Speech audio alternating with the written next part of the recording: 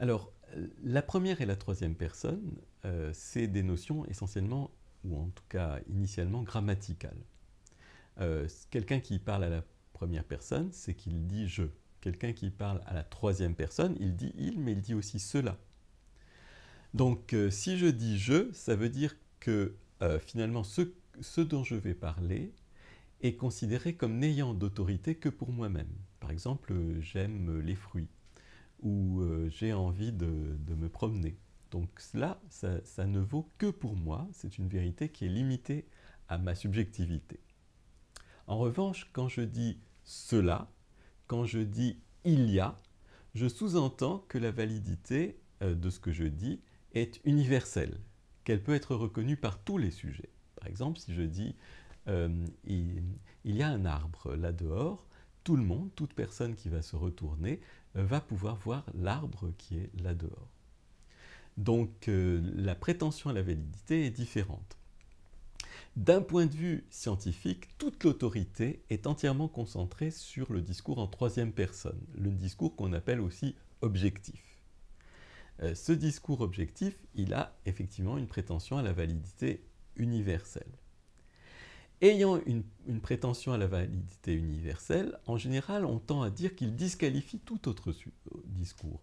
Le discours en première personne est considéré comme, entre guillemets, seulement subjectif, comme finalement ne valant que d'un point de vue extrêmement étriqué, comme n'étant qu'une production marginale d'un être marginal dans ce monde qu'on est capable de décrire objectivement.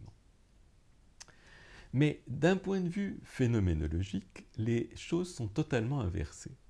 Le discours en première personne, c'est certes celui qui, au début, n'a d'autorité que située, d'autorité que pour celui qui est capable de l'émettre et qui a le droit de l'émettre parce qu'il est justement lui-même. Mais en plus, c'est celui à partir duquel toutes les autres autorités vont se mettre en place. Donc du coup, il est beaucoup plus fondamental en fait que le discours en troisième personne, d'après un phénoménologue. Pourquoi ?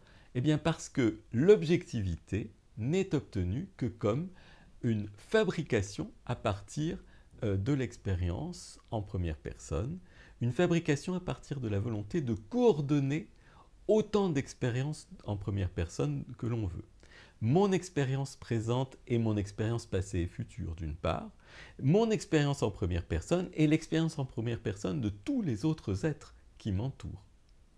Et donc à partir de là, je vais extraire de mon expérience les foyers d'attention qui sont à la fois assez stables pour que je puisse en parler durablement, c'est-à-dire pour qu'ils vaillent à la fois pour moi passé et moi futur, aussi bien que pour moi présent, et les foyers d'attention qui sont suffisamment invariants dans l'espace pour que toute personne qui m'entourerait puisse également reconnaître la validité de ce dont je parle.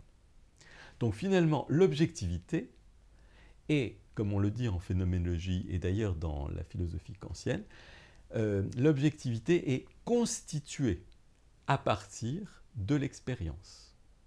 Donc vous voyez que là, il y a une inversion de perspective complète. Alors que pour les scientifiques, l'expérience vécue n'est qu'une production marginale d'un monde entièrement objectif, pour le phénoménologue, le monde objectif est la production construite d'une volonté de concentration de l'attention sur une part de l'expérience vécue en première personne.